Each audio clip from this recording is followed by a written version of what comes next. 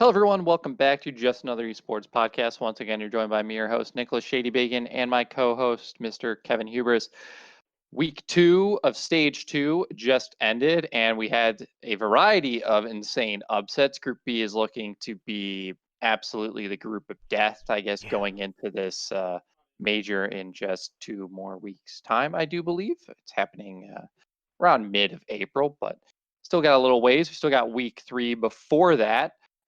But we'll be covering the matches that did having over stage 2. We'll be jumping into some of the changes that are going to be happening, some to control, some to maybe some of the weapon meta that we'll be seeing shift due to the update that will be rolled out, I believe, Tuesday. So as of recording this tomorrow, but as of this being released yesterday, some of the weapons will be getting tuned.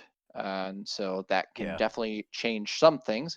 And then we'll give our predictions for week 3.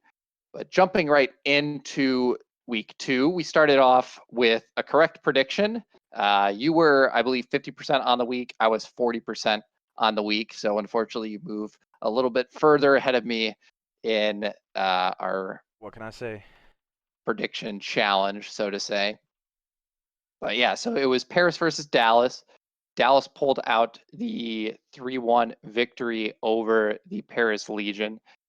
And in kind of our other Paris matchup, which is up against the Seattle Surge, which was the first one on Sunday, Seattle 3-0'd the Paris Legion there. So at this point, Paris is actually the last place team in the pool. They lost to Optic, Dallas, and now Seattle. What is your opinion on this Paris roster? Could we be seeing kind of what we saw occur kind of last year with Paris, where they came out hot? They had last year they had kind of that European meta, which threw off, at least that's kind of the way we viewed it, which threw off some of like the North American teams, but that wasn't really the case this season. But could we be seeing kind of that same thing where the Paris roster just falls off and is kind of just a consistent bottom of the pack team? Um, so as far as Paris goes, it's a little too early to say what the movement of the team is. Originally they brought on Fire 40, and they thought that he was going to be the rookie sensation or whatever. And I mean, currently it just feels like nothing's really working for him right now. I mean, Aqua seems to work okay. Classic seems to do his job. Scraps can flare up and really cause some damage on a map. But Fire, I mean, it's just I don't know what's going on with him. Yeah, Aqua's actually been having kind of a hell of a season, to be honest. He's Yes. been kind of the standout performer on the Paris Legion. Obviously, he's in that AR role, and that may not necessarily be a good thing or a bad thing. It's hard to tell without actually kind of looking in depth at the gameplay, if he's playing extremely selfish or not. I think the breakdown that Crim6 had of like what stats need to be displayed, to kind of give a quick overview of if a player is playing as they should or if they're being kind of greedy and selfish in their kills. I believe like the stats he always wanted to see, it was kills, deaths, assists, and damage. And he gave a decent breakdown of kind of how players, how you can look at those stats to give a brief overview if the player is playing the map correctly or if they're just kind of baiting their teammates out. But um, yeah, Aqua's been having a really good season so far, and Fire is probably the worst performing rookie that has come in. Not to say For he's sure. performing abysmal. I mean, he's not been performing great. Yeah, Obviously, no. he's in kind of the lower half of players, but out of the rookies, you look at Insight, you look at Neptune, You you look at look at Standy. Standy, Oh you look my at god. Pollax. Venom might be down there with Venom might Fire, be at down there with least Fire, yeah. currently, once we start to discuss the LA Thieves and how they're doing. But yeah, Paris Legion, they beat Minnesota in the first week, so I think they were lucky to have played Minnesota during that week and not during Any other this week at week this or the point. next week, because Minnesota's looking like a whole new beast now that they have acquired Standy. Yeah, no, yeah. As far as Paris goes, it's just I think it's fire, but I mean, like, I just want to give him time, you know. Um, Now to say how much time they're gonna need before they feel like they need to make a roster change or something to that effect, I don't know.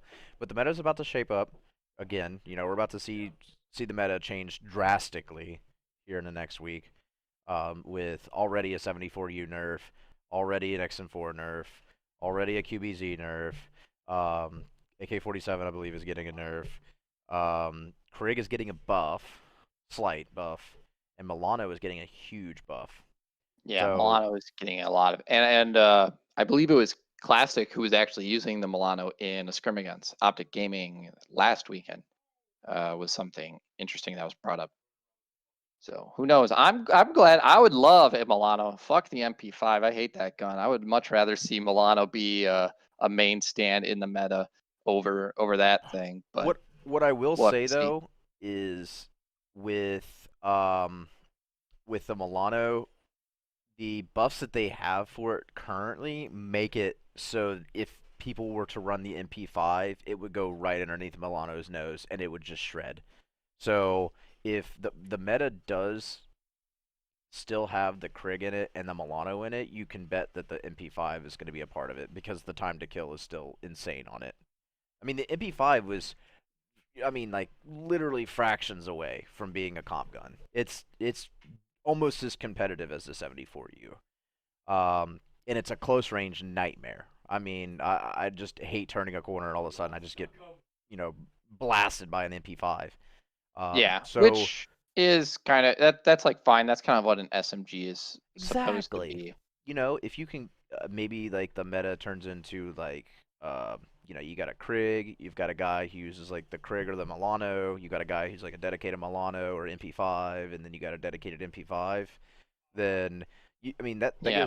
that gives you a lot of breathing room, and I Yeah, can't because tell you. I definitely feel like you can get away with the Milano on certain maps. With the changes, do you feel like the Milano might turn into a bit of like the MSMC maybe? Because I feel like that's probably Yeah, out of the SMGs is like its closest comparison. yeah, kinda. I definitely could see it being like an MSMC. Um, I can't tell you the last time that there were two viable subs in the comp meta. I don't know if that's ever happened.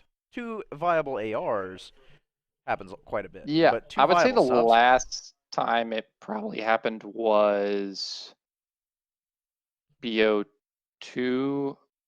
I'm thinking. Actually, no. Ghost. You had the MTAR, which I believe was an SMG, if my memory's not completely wrong. And then you also had the Vector, which was obviously really good. BO2, you had some people run Scorpion Evo sometimes, but True. since then, I'm not sure. There's probably been a time where there were multiple. This definitely hasn't been common in the past 4 years, I would say.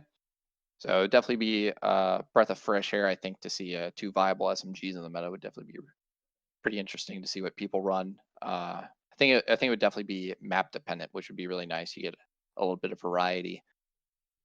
Yeah, I think that the map is gonna be something that uh will dictate how the meta shifts up.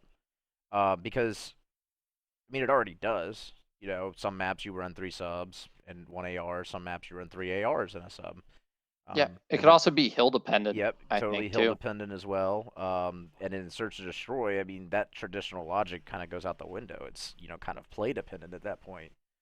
Um, the things that I'm really hoping for though, out of this meta change that is going to happen, the biggest things are hopefully we get to a point where we feel comfortable to have snipers and smokes back in the meta. Um, because search and destroy is kind of terrible without it. I don't want to say it's I don't want to say it's like unplayable, but it definitely does not feel good. So, so yeah, that's my first big complaint with it.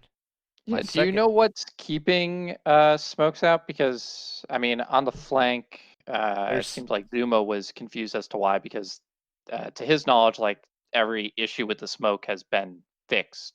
I So still get one ways. Um, okay. it just happens. I've definitely been called out before too because of it. They're like, "Hey, yo, like, what's going on with the one-way smoke?" And I'm like, my bad, dude. Like, I really truly didn't think it was gonna be a one-way, and then all of a sudden I see your name tag through the smoke, and I get perfect aim assist on you, and you have no idea where I am. So, um, so yeah, there's still bugs associated with it, and I mean, smokes have always been pretty clunky, but uh, I'm just hoping that we get to a better spot in the meta where that kind of doesn't matter as much. You throw a smoke down just because you want to, protect a lane as there's a sniper or something like that. But I mean, we'll see. We'll see what happens tomorrow. Well, as of whenever this gets posted, or I guess it'll be yesterday. I don't know. I don't want to think about that. Yeah.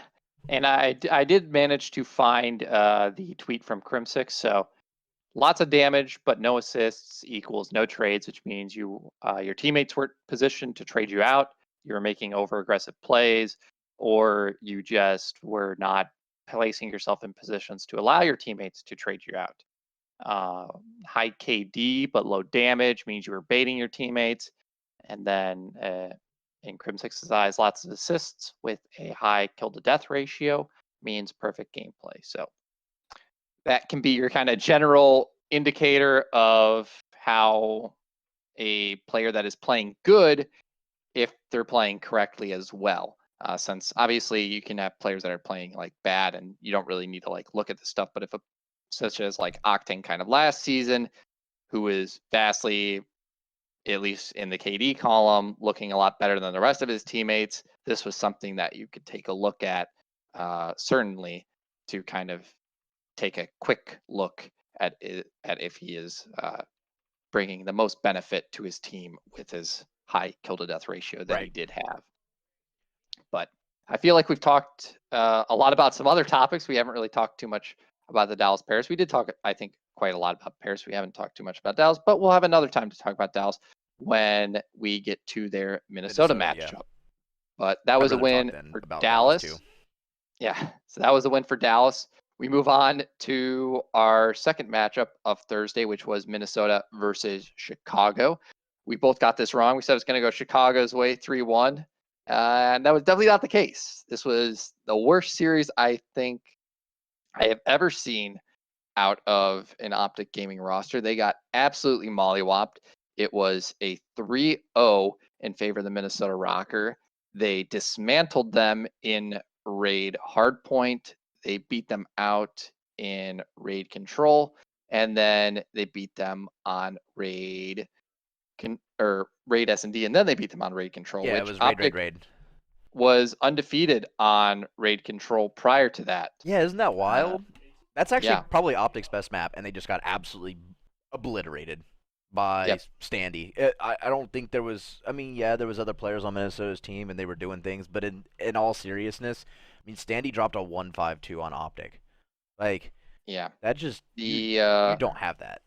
the hard point, it was 250 to 81, so Optic got 100-point clubbed. Odd.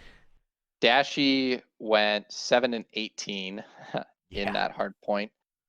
Standy went 23 and 13. Everyone on Minnesota was grossly positive. The whole Optic Gaming roster was negative. I think everyone on the roster was negative in the series in general. Yeah, the highest KD in that series was Formal at a 0.92. Dashy ended this series with only 6,800 damage. So drastically underperforming. They lost the search and destroy 6-4. Uh, you could say it was relatively close, but it always kind of felt like Minnesota had the momentum in that search. I mean, Standy went 13 and 4 Right. in that S&D, and then the control, the Minnesota Rocker closed that out 3-1. And as we said, Optic was undefeated on raid control before the series, and now they are not. And kind of looking at their map pool over here with their control's definitely been their best game mode. They were 9-1 in it before this weekend. They are now 9-3. They have never played Garrison Control, which right there is a gigantic red flag for me. If a team is telling you that they will never play a map, that gives you a lot of leeway into how you approach them in what is their best game mode. And currently, their checkmate, they're 3-2, and their raid, they're 6-1. So you can ban out the raid and force control on checkmate, which is extremely defensive favored. Teams have been performing a lot better on winning offenses on checkmate nowadays, but it's still very heavily defensive favored. Then if you feel really good and you have some plan of attack for that raid control, then you can go for it. True. Because Optic's probably going to go into that with a lot of confidence, expecting it to win. And if you have a game plan, maybe you can throw them off their rhythm. But Yeah, I yeah, mean, yeah, go for it. so like this this game right here for Chicago felt kind of off. It just felt like they just weren't playing COD. So I'm not gonna take a whole lot of stock into I know Optic's a good team. We know Optic's a good team. It's like the writing's on the wall. They're competitive. They do well in scrims, all this stuff. I think part of this is kind of like honeymoon phase with Standy. Um, as we'll see, like Minnesota had a crazy, crazy, crazy week this past week. Um, but part of it was really just, I mean, Bashy. I don't even know if he showed up to play. What happened? When does Optic play? Was kind of the tweet going around because they didn't play when they were supposed to, apparently. Yeah. Well, the other thing is that like it was kind of nuts after. Well, I mean, we'll get to it that they lost again, but I mean, I'm sure if you're listening to this podcast, you care about optics. So, in some regards, you probably already heard that they lost twice. Um, so just to see them perform so badly this week, and to watch the fan base just go absolutely nuts, like on a complete headhunt for everybody. They wanted to fire everybody, and they wanted to hire all these new. It was nuts. People were calling for Scump to retire. People were calling for Sender to be fired. Like it was insanity. Um, and realistically, Chicago got beat by two good teams. We joked around about Minnesota for a while because they were not looking good, but now like Minnesota is a threat, like a serious threat. Um, so I mean, Yeah, at least for the rest of the duration of stage 2. yes. Yeah, Standy's a beast. That was like honestly, right now it might still be a little too early to call, but he might be rookie of the year. He has the potential. Like he's the one that's like completely like way ahead of everybody Out else. of the rookie performances, I think he's definitely had the best performance Yeah, I out of mean, any of the rookies that have come in. he put Minnesota on his back for Chicago and Dallas and came out smelling like roses. Like you don't do that as a rookie. You're not supposed to do that. That's not allowed. That's against the rules, Standy. Yeah. So, oh, Yeah, I think it's too early to overreact, but since we finally have a decent number of maps under our belt, you can start to see some patterns true. in Optic's game plan. And like they really don't have a guaranteed game mode outside of, I would say, control usually, but that's really only raid. You kind of look at their hard point. They're 50-50 on a bunch of maps. The one map that they have that all of their wins, and they're 4-0 on checkmate. So that's by far their best hardpoint map. Everything else, like Apocalypse, they're 1-0, but everything else, they're like 50-50. Garrison, they're 1-3. Moscow, they're 1-2, and then Raid, they're 3-2. So um, those are kind of a toss-up. You look at their S&D, they have a 5-9 record there. They're 0-3 on Raid S&D. They're 3-1 on Moscow Search, so that's like the one positive. Their only loss on Moscow Search is to FaZe, who they got bodied by uh, in that S&D, and then Checkmate they're 2-2 on. Every other S&D that they played, they have a loss on.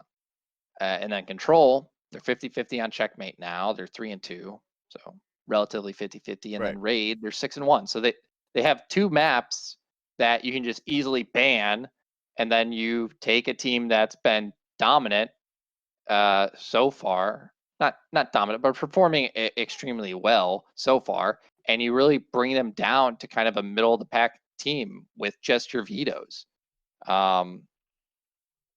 So it's definitely going to be interesting to see how Optic performs this next week and how much the meta changes will affect them.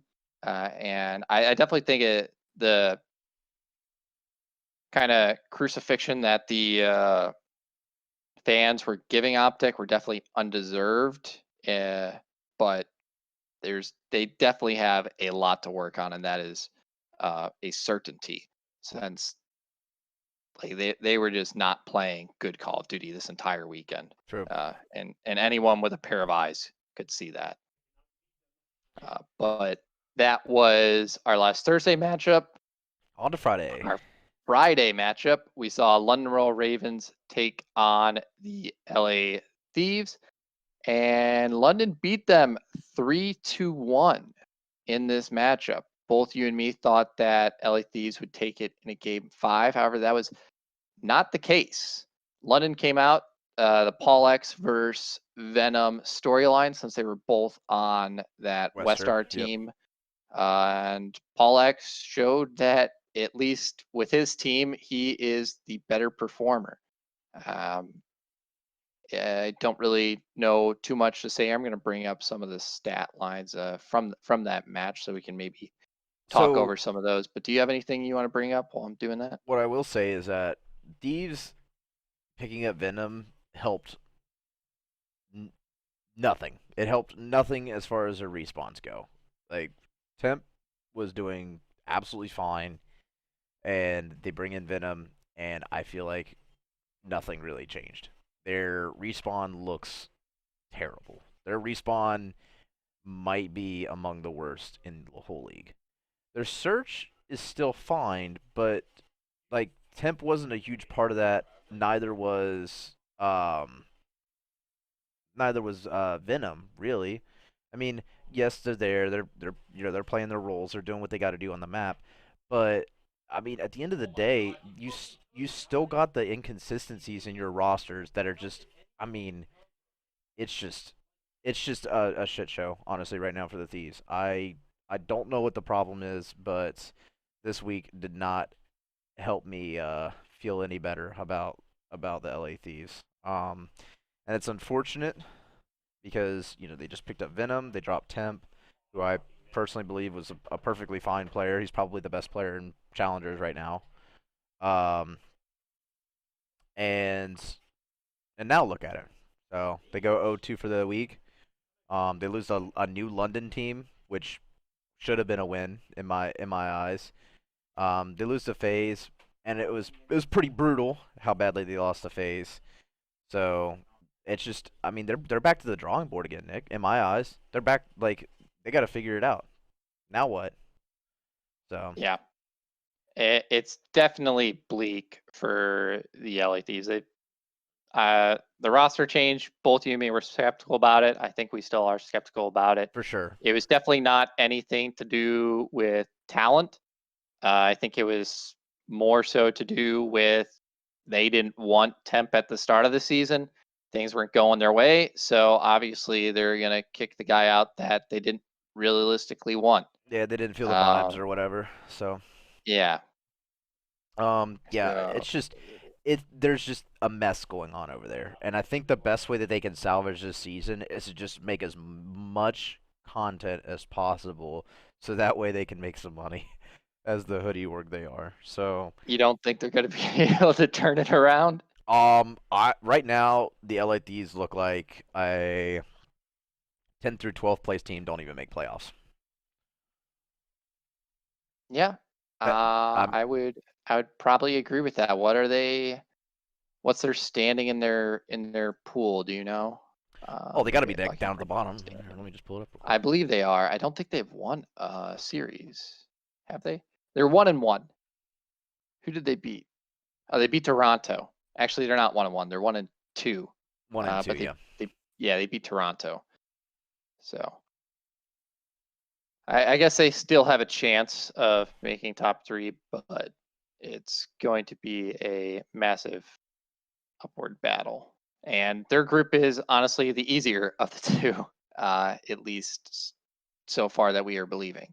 But yeah, LA Thieves, lot to work on. Really bad at control. Really bad at They're control. awful control. They might be the That worst was control the team. quickest. Wasn't that the quickest control we've ever had? I don't know if Gibby Statistically Prez speaking, got I don't back. know, Yeah, but I like it felt pretty quick. It was a pretty open and shut game. I will say that. So, yeah. That um, was, oh boy, I'm looking at the stats from that right now. That was Paul X, 16-3. Um, yeah, so yeah, the lowest KD during that control on the LA Thieves was Kenny at a .23. The jeez. highest KD was Venom and TJ Halley at a .5. Oh my god. They The got best player bodied. on their team went double neg. They got absolutely worked on control. And it's not that I feel like London's that great of a control team. I mean, they are. Like Paul's a beast. Um, but it Yeah, no, really does London's come not amazing at control. It is their best game mode statistically speaking, but it really does come down to the fact that LADs have no idea what they're doing in control. It's insanity. Um, oh, so the Thieves are fifth right now in Group A, behind the Gorillas, who are 0-3 currently. So yes, Gorillas have not been having a fun time. yeah, like I'm sure we'll get to them. If Yeah, yeah, the they next are game. actually our next match, which we got correct. New York beat the Gorillas 3-1. I don't really think there's too much to talk about here with this matchup. The LA Gorillas have kind of been on a bit of a downward trend after that stage 1 performance where they were, I believe, top 6. I don't see them maintaining that, obviously. I don't think they have maintained that. I think they've actually dropped below that now with Minnesota moving up into that 6th place Yep, spot with their 2 wins this week. and But Florida took over as well. So the did Gorillas are Florida now at overtake them as eighth. well? Okay. Yes. So yeah, so they have fallen quite rapidly down the standings. And New York, they looked good. They continued to look good, and it's very, I guess, exciting to see this New York roster. Like we're just it's just curious to see like I mean you look at it on paper like okay they had Zuma, they wanted the French god Hydra. Yep. COVID happened, so he couldn't get in.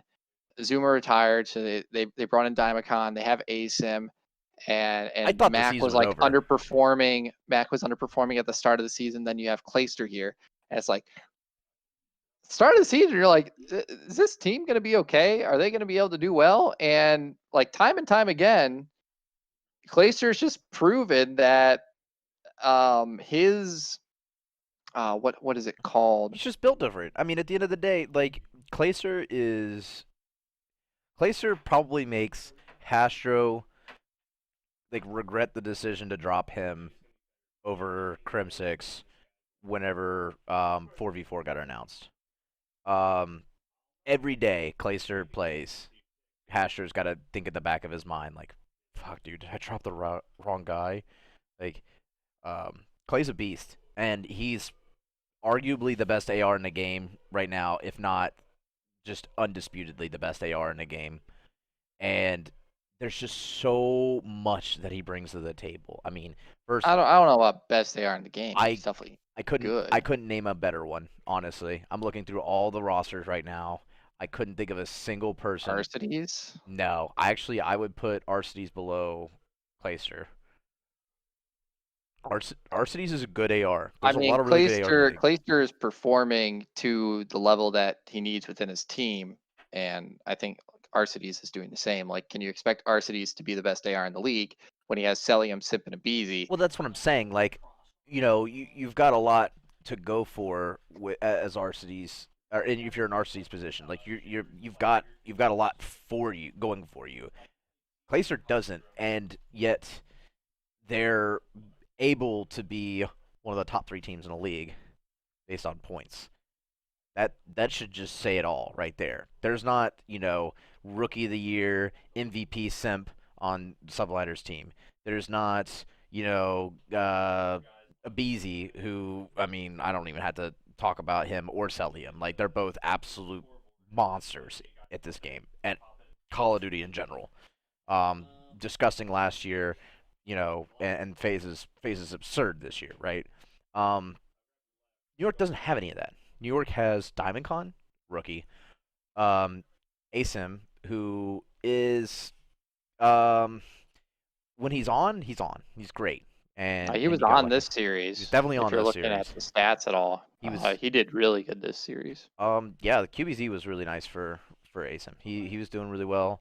Um, but I mean, like, Clayster doesn't have a roster like the like FaZe. I mean, it's just plain and simple. Um, and still he is taking all these blows to the chin and still winning. He's still dominating. Um, personally, I think Trying to remember the word for it. Like when like the team environment or the culture, the culture that Clayster brings to teams, I think is something that's like super key. yes, I 100% agree. Clayster is very much one of those guys that says, "Hey, I know what it takes to win. Like, we have to grind. We have to be competitive. Like, we need to get on. We need to scrim. Like, we need to Yeah. do the And right it things." works really well with, I think, younger talent that are willing to buy into his Right. philosophies as well. Uh, Well, that's which I mean is one of the really good things about kind of more rookies being brought in is you have players such as Clayster, players such as Crimsix, where you have this young talent that is willing to bite on the culture that they want to bring to the team and accept their kind of influence. Whereas when you have kind of the older veteran players, they're going to be a lot more hard headed. They're going to fight you on a lot of the things that uh, you kind of on how you kind of think that the team should operate, and it's going to cause ripples in that culture sure. that you won't have with the rookies. And so I think as you kind of have more teams kind of form around one veteran, um, you're going to see a lot less veterans on those rosters, and you're going to see a lot more young talent that are willing to buy in to the philosophies and culture that they want to promote. If I mean, like, this is how COD worked in CWL. CDL has just made it a little bit more difficult to acquire new players. Um, I'll say that. But I mean, back in the CWL, I mean, think of like E United. E United turned their season completely around whenever they acquired some in BO4. Um, they went from United to man, E United. So so this happens all the time, and you have to rely on this young talent to show up and buy into it. You're right, and I think Clayster's the one guy who has it more right than everybody else. And in a world like COD, in a competitive world like COD, that's all that matters. Do you want it more than everybody else? Then you'll get it more than everybody else. So like FaZe, nothing against them, nothing against RCs or anybody like that. I'm saying right now, Clayster, just everything that he brings to the table to an org, everything that he brings to the table is what makes him the best AR in the game. Okay. Well, moving on to our first Saturday matchup, it was another New York series. They faced off against London. This was the one that we differed on that I actually got correct. I took New York over the London Royal Ravens. You took London over New York. You did take them in a game 5, though. I said it was going to be done in 4. That was, and did you have any kind of large takeaways from this matchup that we had here? I know kind of London was coming off of 2 really good series, 2 back-to-back wins. Actually, I think 3 wins in a row after going 0-7 throughout all of stage 1. Right. But It was kind of here where they really met their first kind of actual challenge, I think, maybe with the New York Subliners. And it was a close series. I mean, you had a close S&D on Express where you actually saw kind of a full collapse out of the London Royal Ravens. Yeah. That was almost a full sale, I believe. They were down 5-1 in that Express S&D, came back and won that 6-5. So that was really close. London pulled out on the checkmate control. They won that 3-2. And then the game 4 hard point went the way of New York. But that was pretty close. It was only a 20-point differential there. So, I mean, all in all, it was a pretty close series and could have actually gone to a game 5 if the Ravens hadn't kind of choked on that express search and destroy, which at that point, who knows which way it could have gone. Yeah. I mean, I guess the only takeaway that I want to say, because we've kind of fleshed out the rosters at this point. Only thing I want to say is Clayster fell off the map again.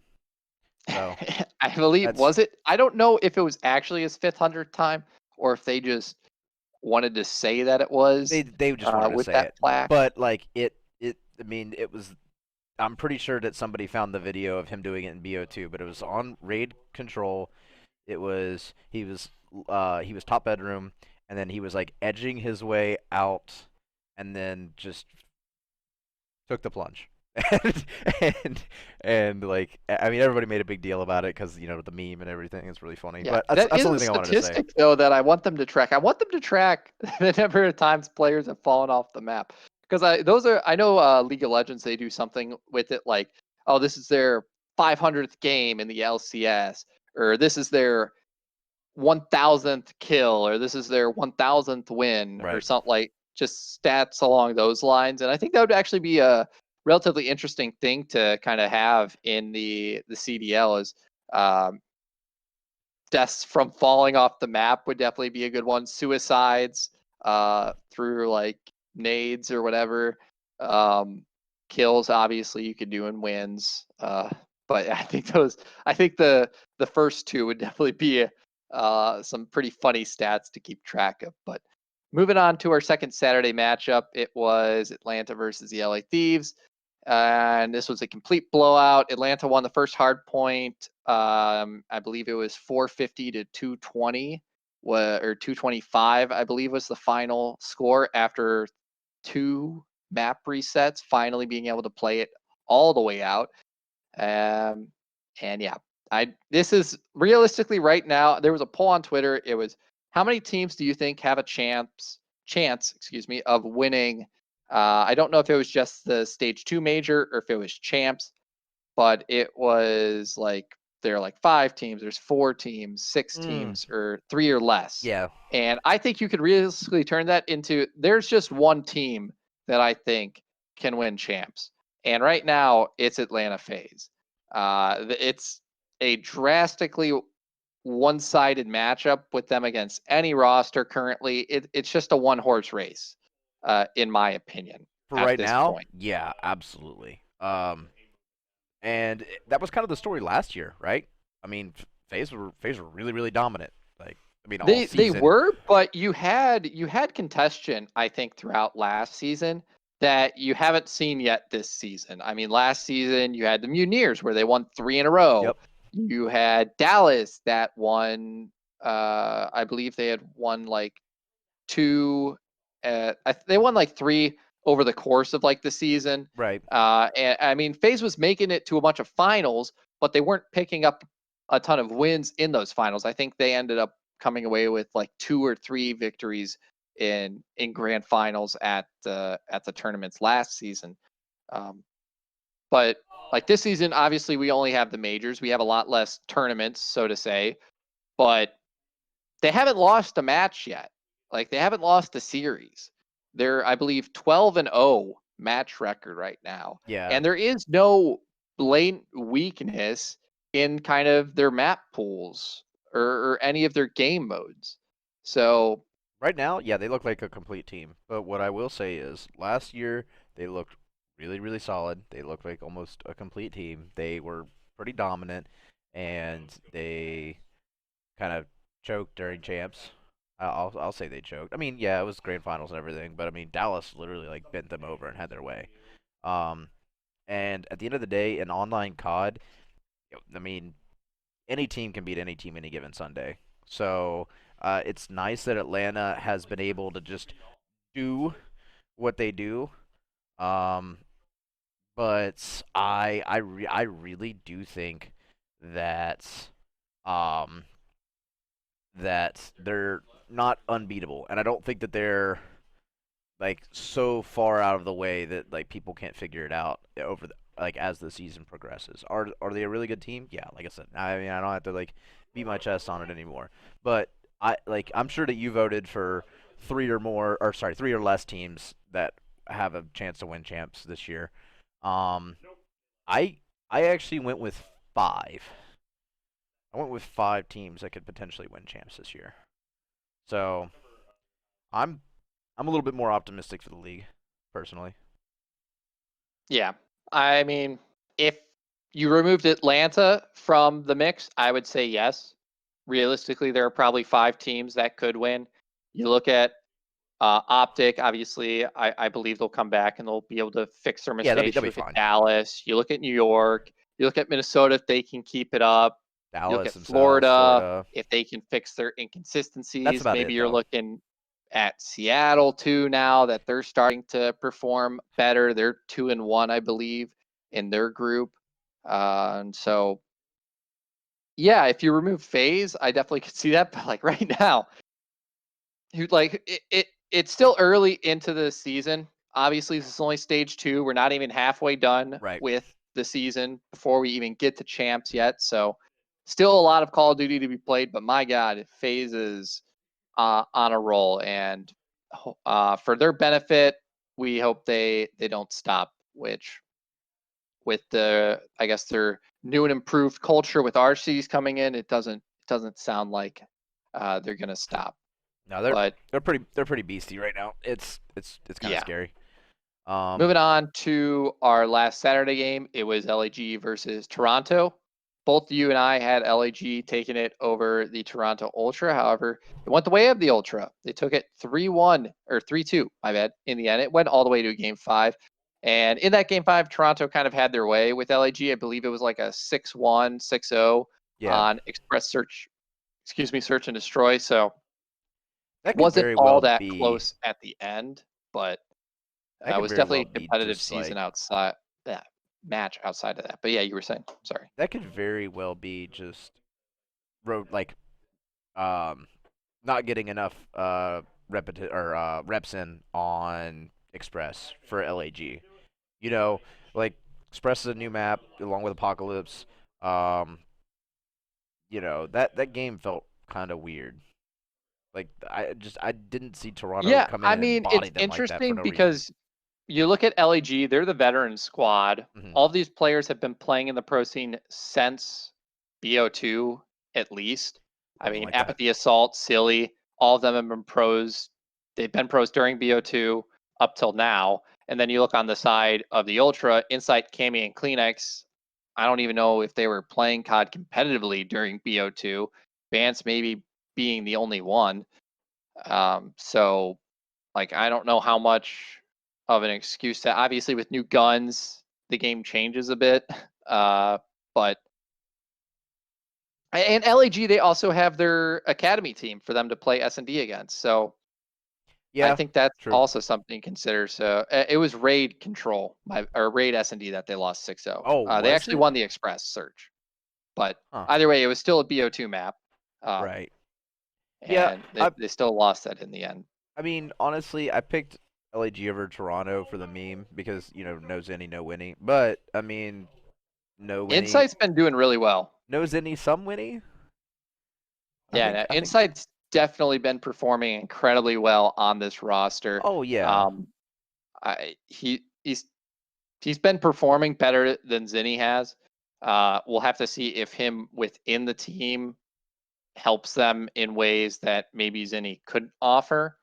Um, but only time will tell, really. But as of right now, Insight's been performing extremely well within the roster. But that could still be honeymoon period. People haven't figured out how they play. I think one thing that I did realize with kind of seeing a bunch of the amateur players that have come in to play on the rosters is I think a lot of the pros are like surprised at some of the engagements that they will take because they'll like I feel like they're being like the pros are being a bit disrespectful, or maybe they just aren't used to like these players challenging them because they're kind of like leaving themselves exposed to get shot at by this player and just thinking like, oh, he's not gonna like he just shot over here a couple seconds ago. He's not gonna look back here Right. again, and then they do. Like you look at kind of the Standy 4-piece or whatever that he got on I believe was it Dallas? Yeah, on Dallas. I mean, Crimsix climbs up on top of middle ring or something, even though Standy literally just killed like 3 of his teammates, like thinking that he's not gonna peek out there to shoot him or something. Like he just leaves himself completely exposed. So it's situations like that where you're kind of like maybe they'll adjust and start to realize, hey, these guys shoot straight. Hey, they're not afraid of me. Oh shit, I actually have to play intelligent Right. against these players. So maybe that's something that they'll adapt to, and these stellar performances that we are seeing currently from these amateur players coming into these rosters will decrease slightly, but that's nothing that we can prove until we get a lot more matches down the line. But we're going to move on to Saturday. Saturday, we had Seattle Surge versus Paris. I thought Paris was going to take this 3-1. You thought Seattle was going to take it 3-1. I doubted Seattle, and they came out with a dub. It was a 3-0 over the Paris Legion. I know you doubted the team, your team, Nick. Yeah, I'm just going to keep doubting them so they keep getting wins. That's my strategy from I now on. sure, I guess. I mean, that might be a strat. I don't know. I don't think that's a that's a that's a solid strategy. I don't think that's a bold move, Cotton. Or maybe that is a bold move. Anyway, so Seattle looked great in this, by the way. Let's just go ahead and say that. Seattle looked like a legit team. Gunless was, I mean, he just had his way on the map. You ran into Gunless, you're probably dead. Pristini also feeling himself. Um, Octane doing his thing, just kind of letting the guys go, have their fun. And Looney, like I said, kind of the same way. Octane and Looney just sat back, played the objectives, did their thing, kept their heads down, and Gunless and Persini put on a show against Paris. Yeah, they both had a really good performance this series, and I think the one of the interesting things you look at the teams that are performing the best currently, all of them were teams that were against the meta change. What was it? It was Atlanta, New York, Seattle, and who was the fourth one? Was it London? I'm not too sure on who the fourth team was, but all those teams are. I mean, obviously, don't really talk about Atlanta. They're Atlanta. They're going to perform well, Yeah, they're kind gonna of be fine. whatever it is. But New York, they're still doing really hot. They're like top two in their group. Obviously, they're in a group with Atlanta, so you can't expect them to get first. And then you look at Seattle; they're 2-1 in their group. They're tied for first with Dallas, with Minnesota, and the bottom teams in that group are Optic and Paris. I believe Florida is also, or Minnesota's 2-2. Florida and Seattle are both 2-1 with Dallas, and then Optic is 1-2, and Paris Legion is 1-2. So maybe the meta change was better for them than they originally would have thought. Yeah, absolutely.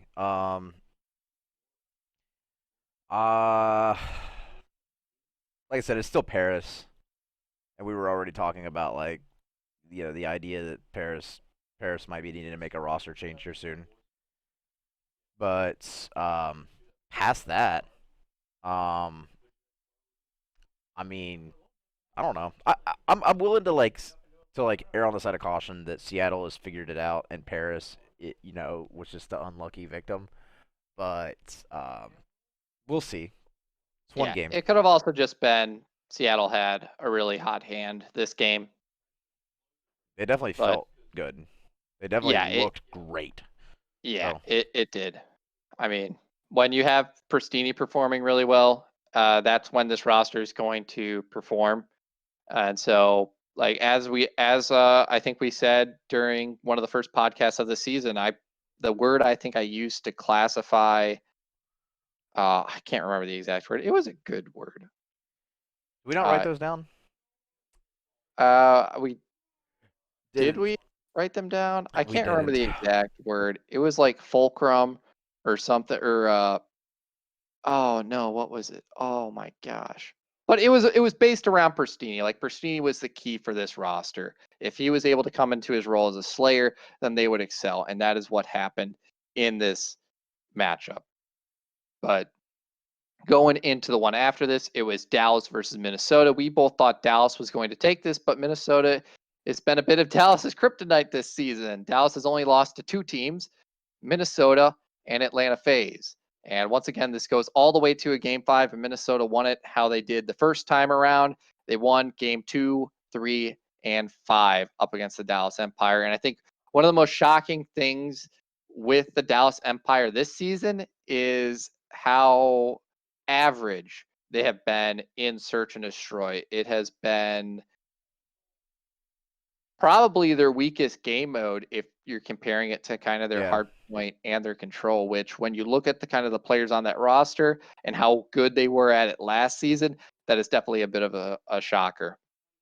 Yeah, they have flashes of brilliance, but Shotzi is just not performing though, like to his MVP status like he was last year. Um, Crim Six is, I mean, he's performing pretty consistently. Illy is, hit or miss.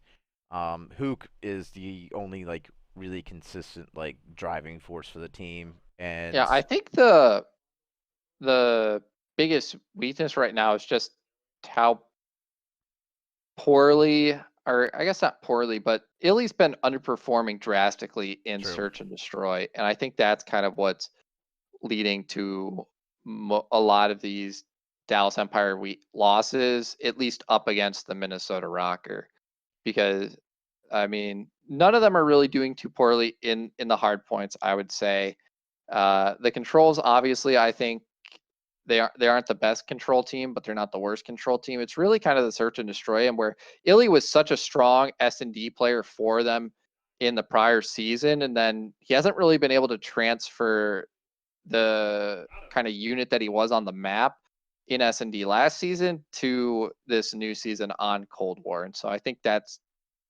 kind of an area that they're going to need to look at and improve on if they want to move up and really kind of contest Atlanta FaZe and stop dropping kind of these series to the Minnesota Rocker. Yeah. I'm just like I said, part of this is honeymooning on Minnesota, I believe. But yeah, I mean, like Dallas has got a lot to work on in the search game. Um, and I mean, if you're gonna learn anything from Atlanta, I mean, your search has got to be your bread and butter. That's what's gonna Yeah, win you it does tournaments. still seem like they're playing into their weaknesses because they did play a Moscow hardpoint Hmm. or Moscow search and destroy up against the Minnesota Rocker, and that's by far their worst S&D map. They are 1-4 on that currently. So I'm not too certain on. I feel like that they're definitely using a lot of these group stage matches as experiments, like with the map pool. We saw it Sure. prior against Seattle, where they literally played Seattle on, I believe it was their best control map, and now you kind of see it here where they're playing Minnesota Rocker. I'm not sure. Let me actually check what Minnesota Rocker's S&D record is on Moscow, but they're playing at least one of their worst S&D maps, and it actually, yeah, it is Minnesota Rockers' best S&D map. So they keep on playing kind of the map 2 or the map 3 on their opponent's best map. So it's a thing we've been seeing frequently with the Dallas Empire, and it will be curious to see when they stop doing it. Because as of right now, it seems like all of these series, they're like, yeah, we lost it, but we were like testing the waters and really trying to figure teams out on the game modes they are solid on in like a trial and error scenario Yeah. in kind of I mean, they are second right now with a decent point lead, I believe, over New York in the standings. Not Um, really. I mean, they're only up by 10 on New York now. are they? So Okay, yeah. this So major it's really close. this major is gonna determine a lot of things. I mean, I like in my opinion, this major. So what we've got stage the last week of stage 2 coming up this weekend, and then we have the major coming up the weekend after that. That major right there is going to be a head turner. I guarantee that. I mean, like, it's way too early to predict, but I mean, it wouldn't be out of the ordinary if Atlanta lost that. I I I, I would I wouldn't be surprised. I think that there's going to be a lot of moving and shaking going on in the league this year or these next couple weeks.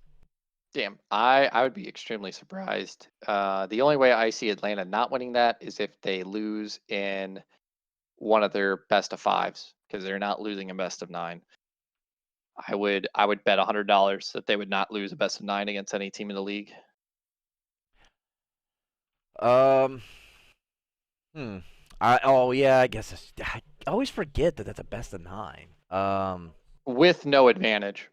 Yeah, that's true. Um, so what do we got? Yeah, we'll move on to our last Sunday match. The We'll last leave Sunday those match. spicy predictions for 2 weeks Yeah. away. But it was Chicago versus Florida. Chicago got bodied. Florida won 3-0. And for one of the pretty much the only post-it note that I have, flood the damn point. For fuck's sakes. I am so. We talked about this like weeks ago. I think it was Garrison, where I'm like, dude, you're a team. You got 4 down or you got 3 down. The other guy you know is going to be somewhere trying to cut you guys off in some stupid spot, not even close to the fucking hill. Just flood the damn point, all 4 of you. Force them to come at you, and they're literally just going to have to sprint at you because there's 4 fucking guys in the point, and that thing is going to fly by. Yeah. And what happened in this checkmate hardpoint? Optic got 4 dead, and they decided to not. They decided to put one person in the fucking point, and then have the other guys. One guy ran a fucking flank route, and then the other two, I don't even know what they were doing. They were like looking over the guy in the point. Just get in the point. It Like what? was What are you doing? it was a ton of like silly little mistakes. And I mean, turns out that's a bunch of little mistakes can cost you the game. And that was really what happened with Chicago there. Um there's a lot that they need to work Yeah. on. But Another thing that I noticed was Chicago. They like when one of them dies, I feel like all of them kind of start to die at times, which is never something you want to see happen, especially in control, because if you go 4 down, you lose all of your map control and you literally have to spend at least 20 to 30 seconds building that map control back up in a right. very kind of slow way. And I think that is maybe something new with the move to 4v4, where when you had that 5th person on the map and you had squad spawns and whatnot, that map control, maybe you like losing your life, losing multiple players wasn't as big of an issue. But with kind of how these maps play out, and especially in control, you need to value your life a lot more. Where if a like you kind of almost need to stagnate your challenges. Like don't have multiple people challenging separate gunfights at the same time in case one of your guys lose, like one or two of your guys lose those gunfights. You don't also lose yours, and then you're 3 down. Like it's just a very bad spot to put that last player in. True. But yeah. Yeah, we'll definitely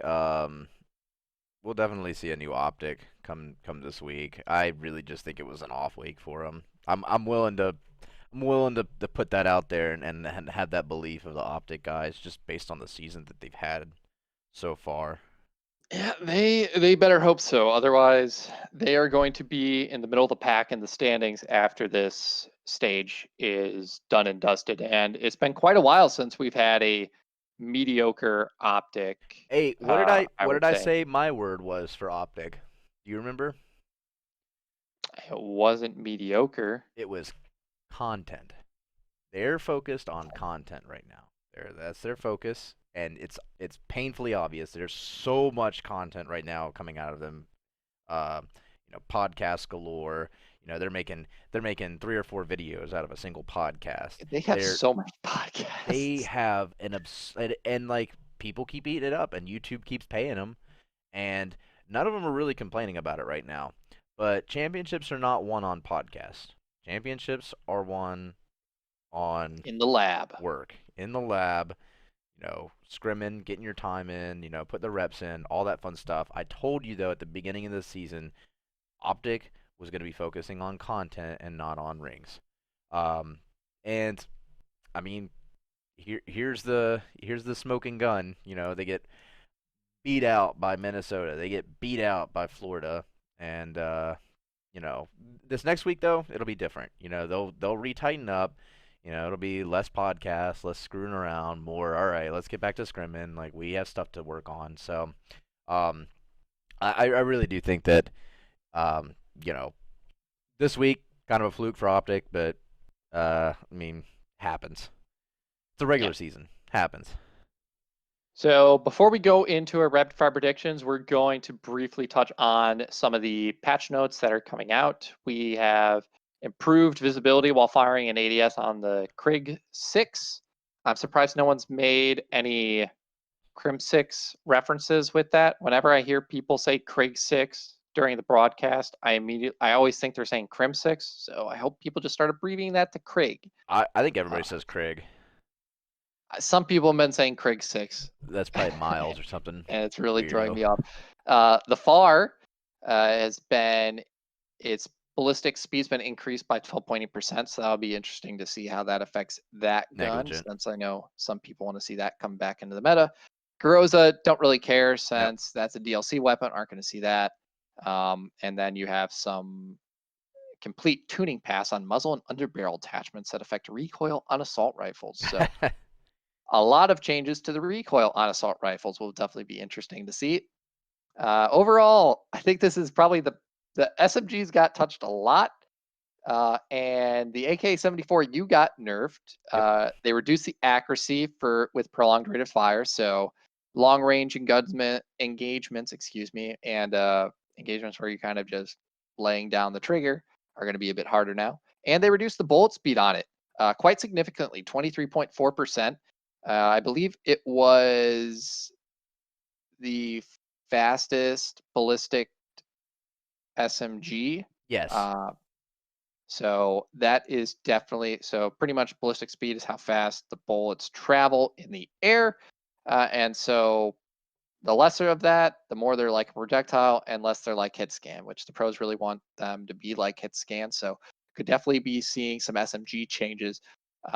Hopefully we see it move to the Milano. With the Milano, it's got increased mid-range damage by 10%, increased mid-range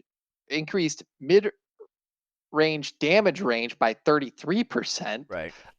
increased sprint out speed by 14.2%, increased raise speed by 11%, and slightly increased ADS speed. So a bunch of buffs coming over on the Milano, my favorite SMG since the beta. So I would love to see me some Milano. The KSP, which is that 3-round burst It's SMG GA'd. that I believe is GA'd. Yeah. Doesn't Uh, matter. yeah, so that's unfortunate for that gun, but ballistic speed increased 32.5%, so actually quite significantly. I think kind of all the SMGs got a buff to their ballistic speed. Kind of outside of the AK-74U, that one got nerfed quite significantly simply because of how good it has been at range and the minimal recoil that it did have.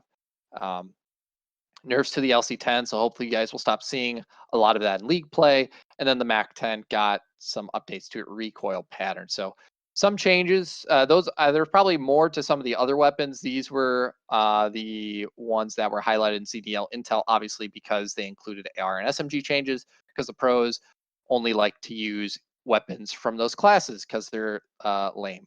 But Yeah. Is what it that's is. my personal issue. But a really great change that's not controversial anyway to control.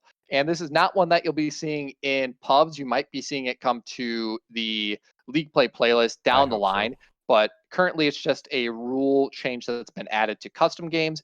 In per time has been changed so it gets added per segment instead of when you cap the complete point. The Oh. amount of time I believe is going to be adjustable, and then overtime rules were changed or had the option to be changed so that the team gets defense based on the most segments captured during the previous rounds instead of the most kills.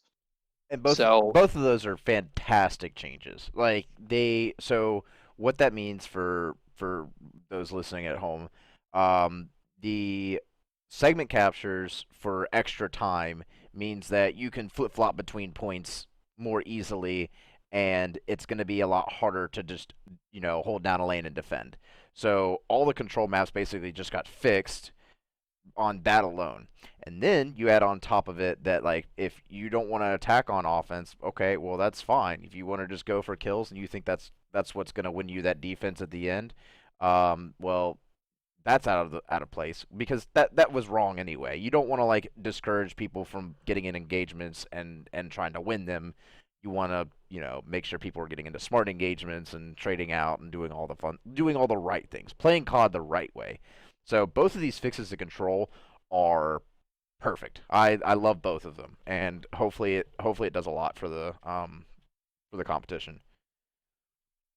yeah, two just fantastic changes. Oh, another change that I forgot to mention was to the movement. Slightly reduced speed of changing stances from stand, crouch, and prone, as well as additional adjustments to come to address remaining disparity between first person and third person perspectives. Not too certain on what that means, but the reduces to the changing stance speed means hopefully, we won't be seeing snaking. Hopefully, you would hope. Snaking's not fair anyway. Like, the camera that you get from snaking is not fair. It's obscene.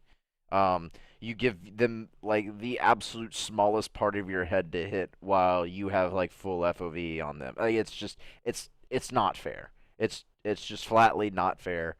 Um, and it's not movement that I want to see in COD.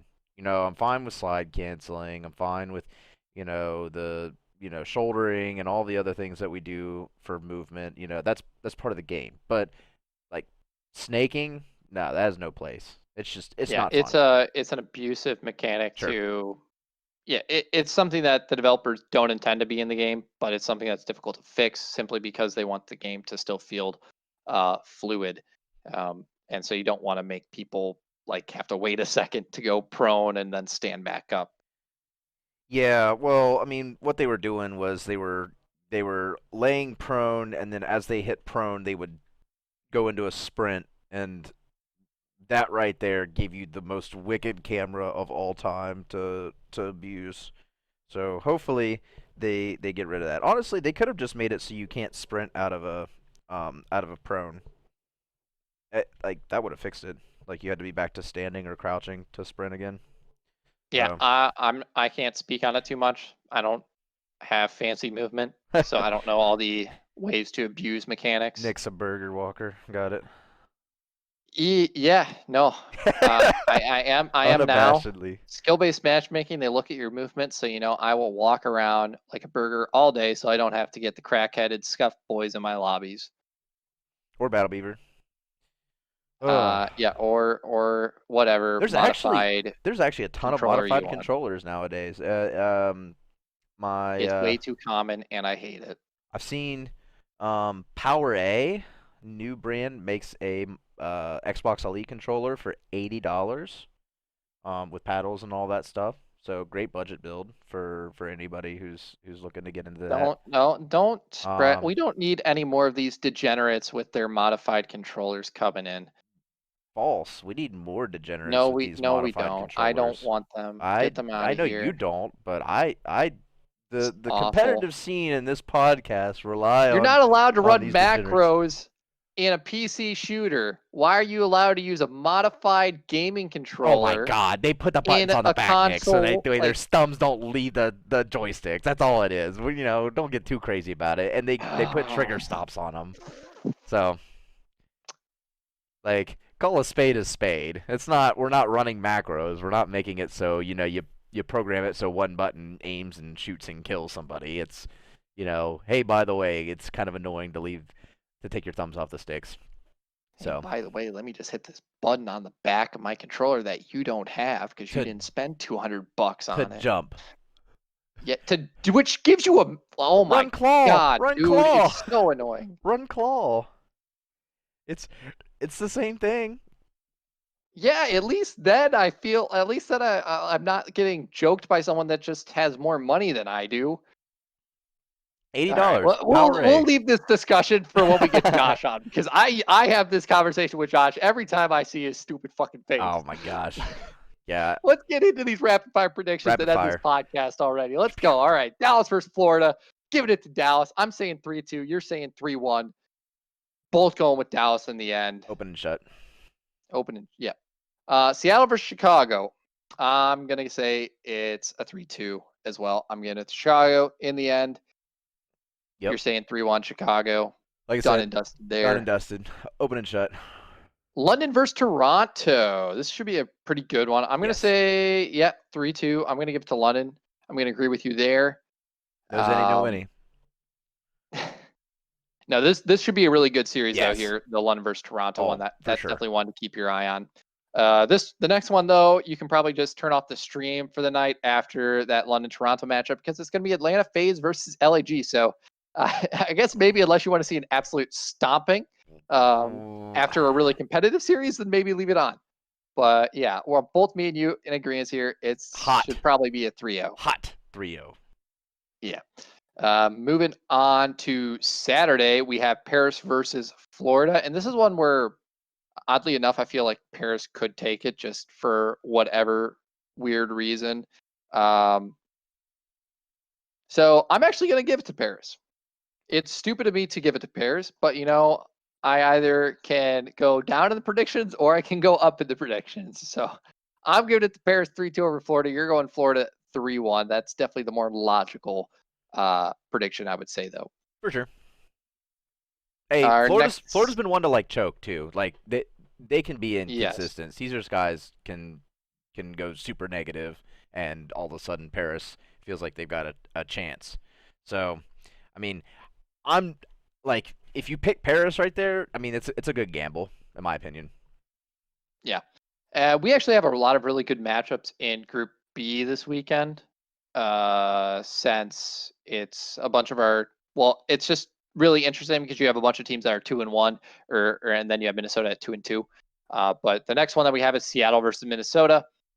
I'm gonna agree with you. I'm gonna say Minnesota 3-2. Yeah, over Seattle. Yeah, standard. So unfortunately, we have Seattle going 0-2 this weekend in our prediction. But who knows? I'm going against them, so maybe they'll show up. Maybe they'll show up against Chicago or Minnesota. Here's hoping. Yeah. Here's to you, Seattle. Our last Saturday matchup, though, it's Toronto versus New York Subliners. I'm going to say this is going to be a 3-2 for New York Subliners. So far, every matchup, I'm predicting to go to a game 5 Yeah, I was about to say, except outside for of that Atlanta, Atlanta LAG matchup. yeah. Last week got you quaking in your boots. You're not sure what to think anymore. Yeah, and I feel pretty confident about this going to New York, but for whatever reason, I feel like this New York Toronto matchup could be relatively close for whatever reason. But in the end, I'm agreeing with you. New York is going to take it. Sunday though starts off bit of a lull.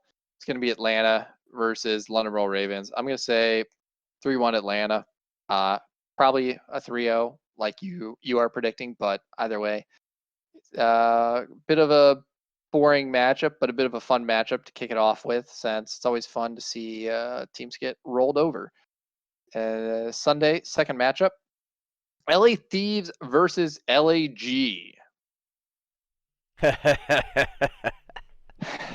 The Battle of LA rematch, number 2. Last time these teams faced off, LAG 3-0'd them. That is true. That is true. And that was during a major. It was during the time that they needed to be playing. And to be fair, both of these guys have a lot to prove. A lot to prove right now. You know, LA Thieves make a huge roster change with Venom. You would imagine that they're wanting to come out hot. LAG really struggling in the second stage when we thought that after their first stage in the major, that they had a little bit of breath in them. But so this is a huge matchup. This is a very pivotal matchup this next week. Yeah.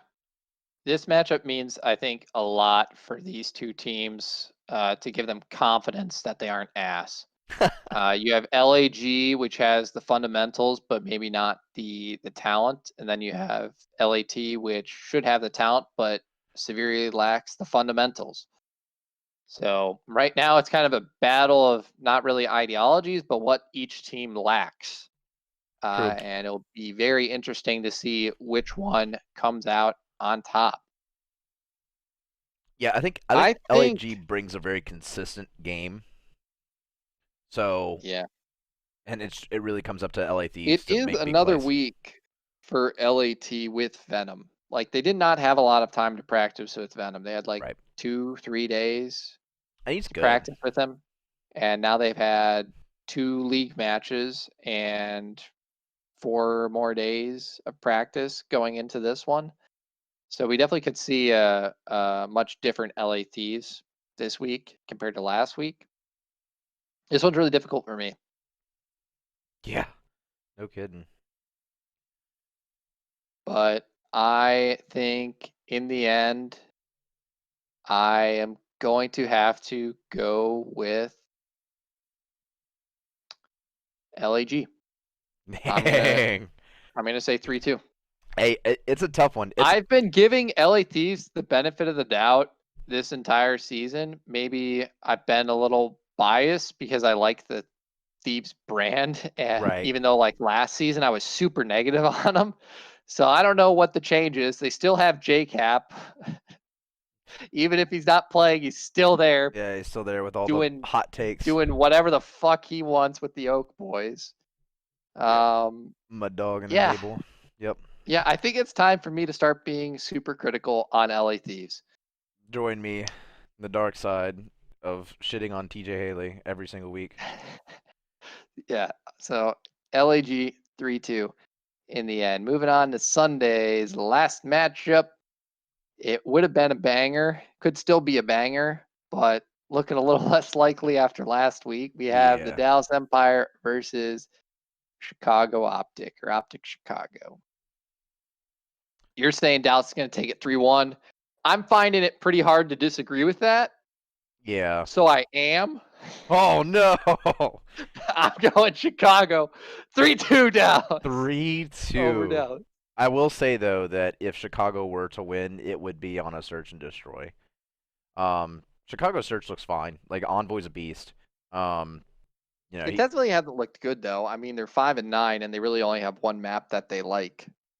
right, but I mean Dallas isn't that much better to be honest. No, Dallas isn't that much better at search. So that's why I'm giving it to Dallas in 3-1. I think that Optics just been really, really bad at giving up life advantages and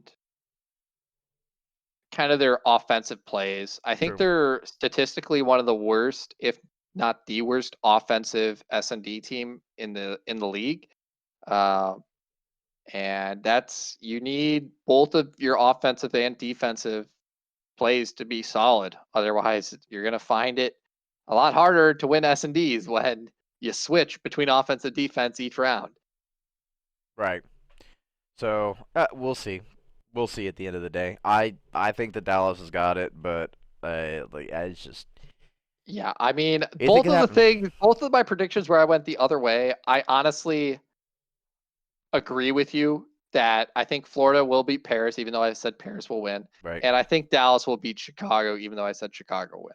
I mean, at the end of I the just need to move ahead in the standings, and I can't agree with you 100%.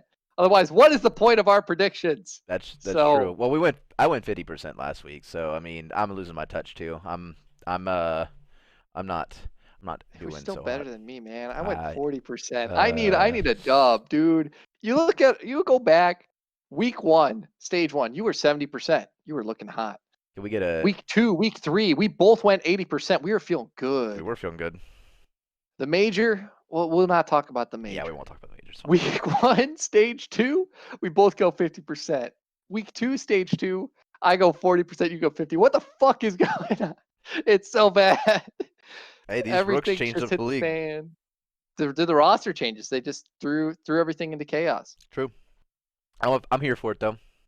Adapt and overcome.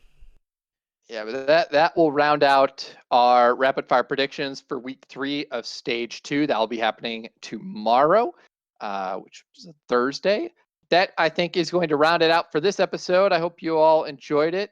I hope you all have a fantastic weekend of Call of Duty watching those matches, and we will see you next time. Later.